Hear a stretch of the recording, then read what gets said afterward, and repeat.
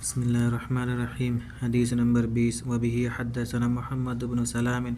قال اخبرنا عبدة عن هشام عن ابيه عن عائشة قالت كان رسول الله صلى الله عليه وسلم اذا امرهم من الاعمال بما يطيقون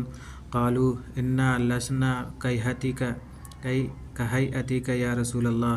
ان الله قد غفر لك ما تقدم من ذنبك وما تأخر فيغضب حتى يعرف الغضب في وجهه ثم يقول ان اتقاكم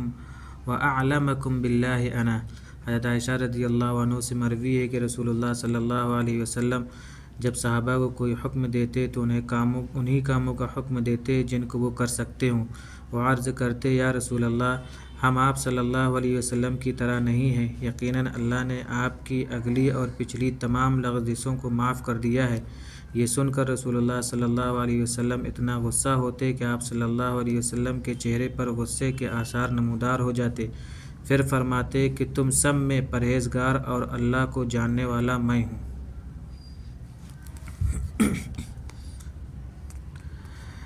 باب من کرہ ان یعود فی الکفر کما یکرہ ان یلقى فی النار من الایمان۔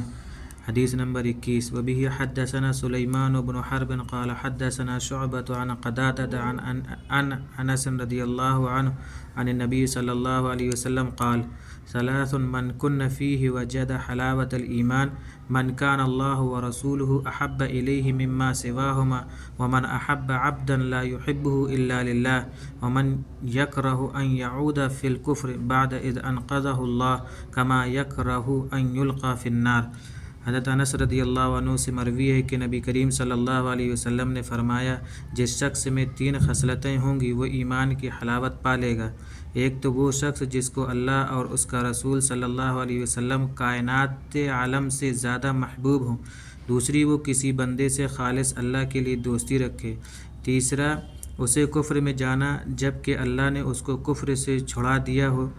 اتنا برا سمجھے جیسے آگ میں ڈالا جانا۔ باب تفاضل اہل الایمان فی الاعمال۔ حدیث نمبر 22 وبه حدثنا اسماعیل قال حدثني مالك عن عمرو بن يحيى المازني عن أبيه عن أبي سعيد الخدري رضي الله عنه عن النبي صلى الله عليه وسلم قال يدخل أهل الجنة الجنة وأهل النار النار ثم يقول الله تعالى أخرجوا من كان في قلب مثقال حبة من خردل من إيمان فيخرجون منها قد اسودوا فيلقون في نهر الحياة أو الحياة شك مالك فينبتون كما تنبت الحبة في جانب السيل ألم تر أنها تخرج صفراء ملتوية قال وهيب حدثنا عمرو الحياة وقال خردل من خير۔ حضرت ابو سعید خدری رضی اللہ عنہ سے مروی ہے کہ نبی کریم صلی اللہ علیہ وسلم نے فرمایا حساب کتاب کے بعد اہل جنت میں اور اہل دوزخ میں داخل ہو جائیں گے، پھر اللہ فرمائیں گے جس شخص کے دل میں رائی کے دانے کے برابر ایمان ہو اس کو دوزخ سے نکال لو، چنانچہ ایسے لوگ دوزخ سے نکال لیے جائیں گے، وہ جل کر سیاہ ہو گئے ہوں گے، پھر وہ بارش کی یا زندگی کی نہر میں ڈالے جائیں گے۔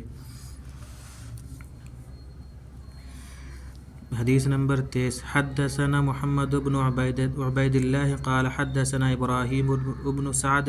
عن صالح عن ابن شهاب عن ابی امامة بن سهل بن حنیف انه سمع ابا سعید الخدری یقول قال رسول اللہ صلی اللہ علیہ وسلم بین انا نائم رأیت الناس يعرضون علی وعلیہم قمص منها ما يبلغ الثدی ومنها ما دون ذلك وعرض علي عمر بن الخطاب وعليه قميص يجره قالوا فما أولت ذلك يا رسول الله قال الدين۔ حضرت ابو سعید خدری رضی اللہ عنہ سے روایت ہے کہ رسول اللہ صلی اللہ علیہ وسلم نے فرمایا کہ ایک مرتبہ میں سو رہا تھا، میں نے خواب میں لوگوں کو دیکھا، وہ میرے سامنے پیش کیے جا رہے ہیں اور وہ کرتے پہنے ہوئے ہیں، بعضوں کے کرتے چھاتیوں تک ہیں اور بعضوں کے اس سے بھی کم، اور حضرت عمر بن خطاب رضی اللہ عنہ میرے پاس لائے گئے، وہ ایسا لمبا کرتا پہنے ہوئے تھے جس کو گھسیٹ رہے تھے۔ صحابہ نے پوچھا یا رسول اللہ آپ نے اس کی کیا تعبیر فرمائی؟ ارشاد فرمایا کہ اس سے مراد دین ہے، دین۔